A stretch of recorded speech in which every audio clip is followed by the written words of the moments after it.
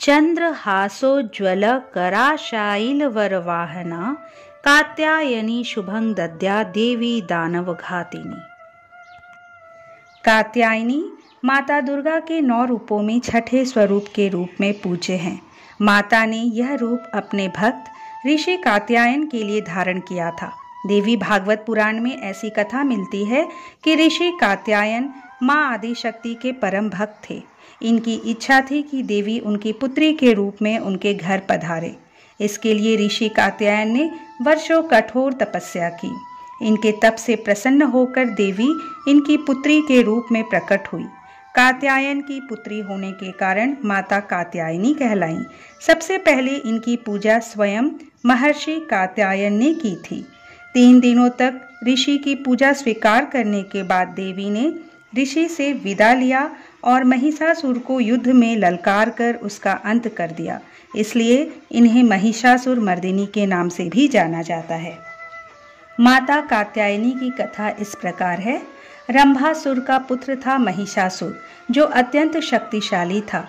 उसने कठिन तप किया था। ब्रह्मा जी ने प्रकट होकर कहा, वत्स, एक मृत्यु को छोड़कर सब कुछ मांगो। महिषासुर ने बहुत सोचा और फिर कहा, ठीक है प्रभु, देवता, असुर और मानव किसी से मेरी मृत्यु ना हो। किसी स्त्री के हाथ से मेरी मृत्यु निश्चित करने की कृपा करें। ब्रह्मा जी एवं अस्तु कहकर अपने लोक चले गए। वर प्राप्त करने के बाद उसने तीनों लोकों पर अपना अधिकार जमा कर त्रिलोकाधिपति बन गया।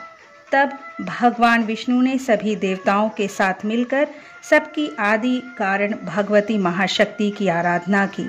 सभी देवताओं के शरीर से एक दिव्य तेज निकलकर एक परम सुंदरी स्त्री के रूप में प्रकट हुआ। हिमवान ने भगवती की सवारी के लिए सिंह दिया तथा सभी देवताओं ने अपने अपने अस्त्र शस्त्र महामाया की सेवा में प्रस्तुत किए।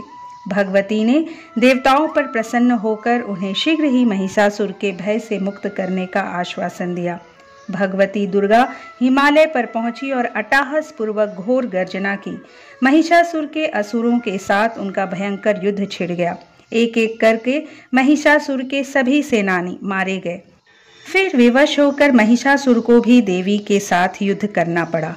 महिषासुर ने नाना प्रकार के माइक रूप बनाकर देवी को छल से मारने का प्रयास किया, लेकिन अंत में भगवती ने महिषासुर का मस्तक काट दिया। कहते हैं कि देवी कात्यायनी को ही सभी देवों ने एक एक हथियार दिया था और उन्हीं दिव्य हथियारों से युक्त होकर देवी ने विजयदशमी के दिन महिषासुर का नाश कर दिया। देवी कात्यायनी की 4 भुजाएं हैं और इनकी सवारी सिंह है। इनका रूप अत्यंत दिव्य है और चेहरा स्वर्ण के समान चमकीला है। मां कात्यायनी के दाएं तरफ के ऊपर वाले हाथ अभय मुद्रा में होता है और नीचे वाला हाथ वर मुद्रा में। माता के बाईं तरफ के ऊपर वाला हाथ में तलवार है, नीचे वाले हाथ में कमल का पुष्प होता है। ऐसा कहा जाता है कि ब्रज की गोपियों ने भी मां कात्यायनी की पूजा की थी, क्योंकि वे भगवान कृष्ण को अपने पति के रूप में पाना चाहती थी। यह पूजा कालिंदी यमुना के तट पर ब्रज की गोपियों द्वारा की गई थी। मां कात्यायनी की पूजा के लिए नवरात्रि के छठे दिन भक्तों को सूर्योदय से पहले उठकर स्नान आदि करने के पश्चात स्वच्छ कपड़े पहनकर मां कात्यायनी का ध्यान करना चाहिए और व्रत करने का संकल्प करना चाहिए। स्नान आदि करने के पश्चात चौकी पर मां कात्यायनी की मूर्ति स्थापित करनी चाहिए। फिर गंगा जल से माता को स्नान कराना चाहिए। इसके बाद माता को रोली और सिंदूर का तिलक लगाना चाहिए और सुहाग की सामग्री भेंट करनी चाहिए। फिर दुर्गा सप्तशती पाठ करते हुए देवी कात्यायनी को फूल अर्पित करें और उन्हें शहद का भोग लगाएं। अंत में घी के दीपक और धूप से मां की आरती करें और प्रसाद का वितरण करें। माता कात्यायनी की कृपा हम सब पर बनी रहे। दोस्तों, यदि ये प्रस्तुति आपको अच्छी लगी तो इसे लाइक कर लीजिए। मेरे चैनल को अगर अब तक सब्सक्राइब नहीं किए तो प्लीज़ सब्सक्राइब कर लीजिए। अगली बार एक नए वीडियो के साथ आपसे फिर मिलेंगे। नमस्कार।